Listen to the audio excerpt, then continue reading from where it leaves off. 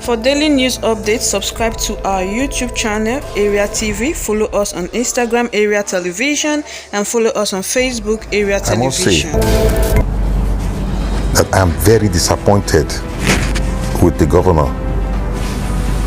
Very, very disappointed with that statement he made.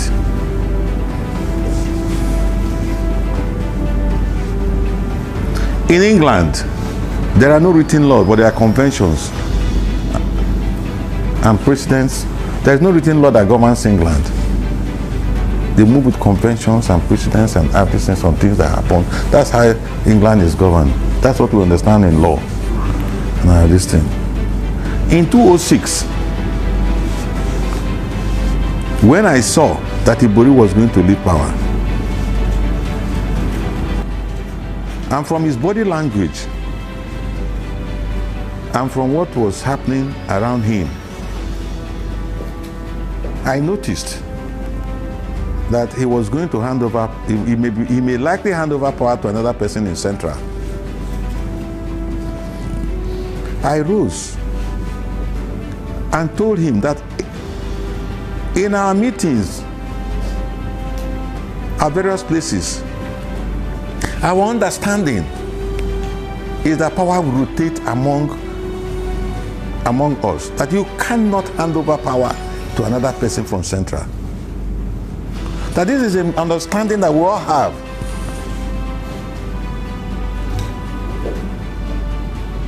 My brothers from Central, many of them, rose against me, including the president, deputy Senate president. All of them rose against me. I stood my ground. I said, this is our understanding. When we were meeting, when we were forming this party together, that you cannot hand over power to a Central. I formed what is called Equity 2006 to challenge the power that was in power in Delta State. And himself, who is the governor, participated in the struggle. He was sending his people to the meeting. He was himself. Even though he was romancing with the people, the government that time, but he was sending his people to come and participate in my struggle. The struggle I was championing for power to shift.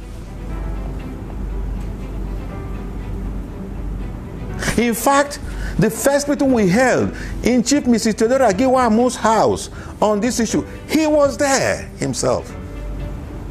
Okowa was there. When we met him, when we had the meeting, he was there.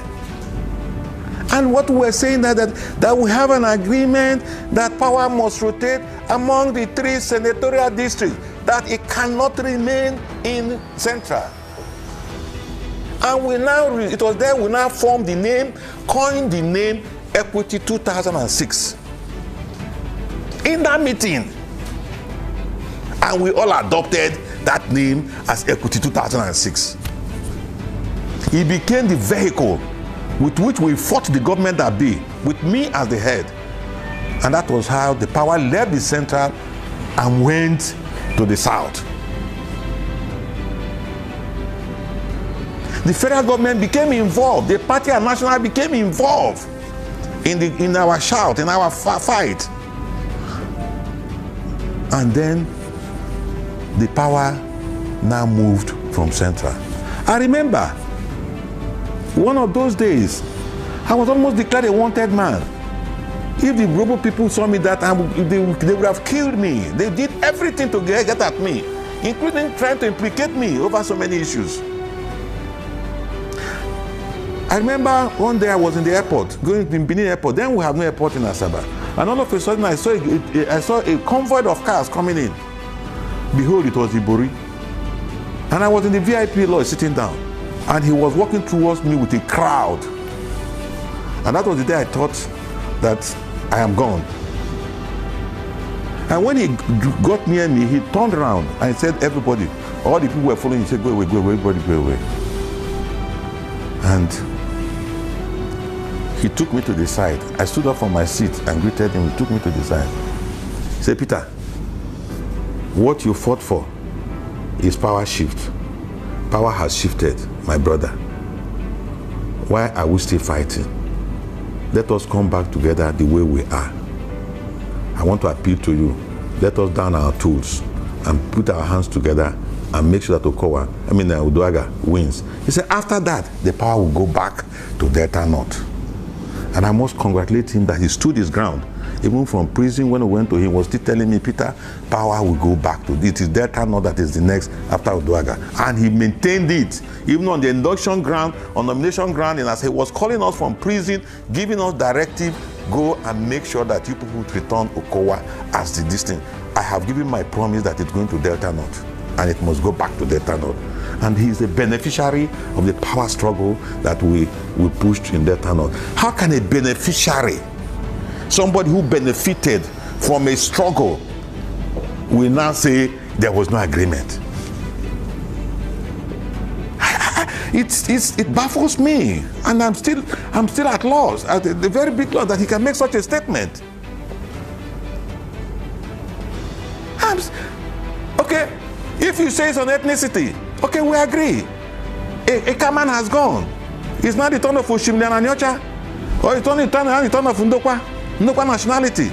Then after that, you go to Robo, the Ethiop, we say, the Okbes, we say, the Uyeris, we say, the other people will say it is their turn. Then we continue on ethnic nationality. What then? Maybe when he's going to hand over to Oshimile and Anyocha, then in Oshimile and Anyocha, I will tell you that Oshimile man is different from an Anyocha man. There may be an Anyocha man with Ogwashuku man will say they were different from Ibuzo man. So we may have to go by town by town. Because that's what we're talking. Because when you finish with that, the Isoko man will also say that we're moving on that. We are finished with this. It's not the turn of Isoko. So maybe Isoko finished. Ndokwa says it's their turn. Maybe that then the Orogu. Maybe Orogu will also say it is not this thing. And so that, what are we talking about? In Nigeria, we are talking of North and South. You don't know what we are talking? Yes. We are saying North and South. We're not saying it is within South. We will not say, okay, within this South, it is not this person. It is within. That's what we are saying. We're not saying after Yoruba man, then it will come to Midwest man. Then it will become to this thing. Is there any written agreement in our constitution where we said it is North and South? No, I'm asking. Is there any in our constitution? Is there anywhere it's written that it's North and South? Is that not a, but that is generally accepted thing? And we are even still arguing. We are even still arguing that the Northerners are even still saying that they want to do it like that. You see, my dear brother, I don't want to go. I didn't want to speak on it because I'm going to speak on it vehemently. I don't want trouble in this state. Some of us have put our life on the line to fight for this power shift. Including my family suffered. I lost my commissionership, not for anything, but because I was fighting for power shift. I passed through a lot of problems at the risk of my life to fight for the power shift in Delta State, which is a beneficiary today. And at the tail end of your tenure, you are now saying that there was no written agreement. I find it extremely difficult to believe that such a thing will happen. And in any case, that brings me to the issue. I was talking about consultation. If he was going to make that meeting, he would have called a group of people, a group in the meeting, the founding fathers of the meeting. It's not a matter to be made in the public. He would have made a meeting with the founding fathers of the party and bring it out. Gentlemen, let us discuss. What do you think? It will have become a collective decision of the leadership. So that when he's saying it, this man is a co-unity, this one is a co-unity. But when you believe that you are now a supreme man, that you have acquired so much money, so much wealth and power, and you can make a statement. Nobody can make a governor in this state. Governorship of this state must be made by the people of this state, not by one man, because every man has only one vote. And we are going to make sure that the next governor must be a collective decision of the people of Delta State, not by an individual. We have seen it before, and it has happened. So it's going to happen again. If one man thinks he can sit in his office, in the comfort of his office, and say this person is going to the governor, we will make sure that person is not the governor. Because we all have what it takes to fight.